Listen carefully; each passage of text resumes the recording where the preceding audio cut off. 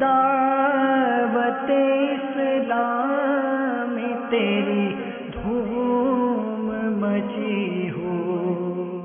دعوت اسلامی کی مدنی بہار، ایسی مدنی بہار کہ جو موت واقع ہونے کے نہیں مرنے کے کچھ عرصے بعد اس کی قبر کھلنے کی ہے.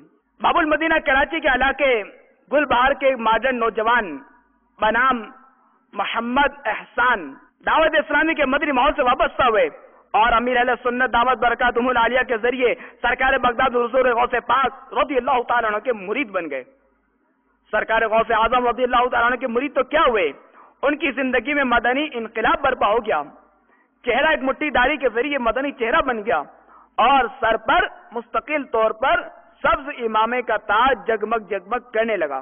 انہوں نے دعوت اسلامی کے مدرسۃ المدینہ بالغان میں قرآن پاک ناظرہ ختم کر لیا اور لوگوں کے پاس خود جا جا کر نیکی کی دعوت کی دھومیں مچانے اور انفرادی کوشش فرمانے لگے.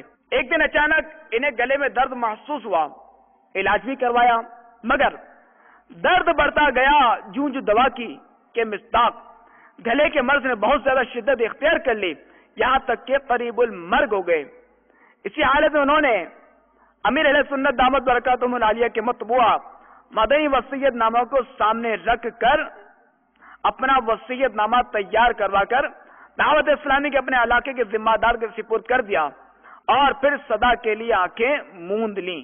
بوقت وفات ان کی عمر تقریباً 35 سال ہوگی. انہیں گلبہار کے قبرستان میں سپرد خاک کر دیا گیا. حسب وصیت کم و بیش 12 گھنٹے تک ان کی قبر کے قریب اسلامی بھائیوں نے اجتماع ذکر و نعت جاری رکھا. وفات کے تقریباً 3.5 سال بعد بروز منگل 6 جمادی الاخر 1418 ہجری کا واقعہ ہے کہ ایک اور اسلامی بھائی محمد عثمان اتاری کا جنازہ اسی قبرستان میں لایا گیا.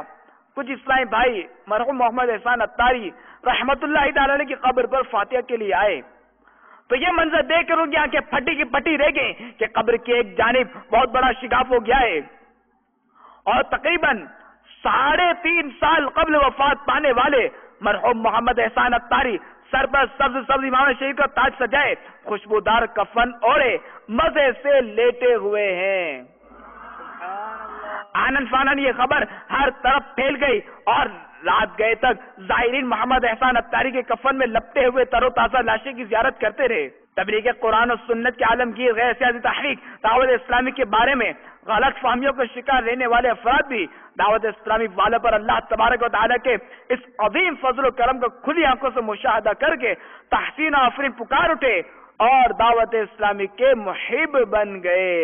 جو اپنی زندگی میں سنتیں ان کی سجاتے ہیں، جو اپنی زندگی میں سنتیں ان کی سجاتے ہیں، خدا و مصطفیٰ اپنا انہیں پیارا بناتے ہیں. اے دعوت اسلام تیری دھوم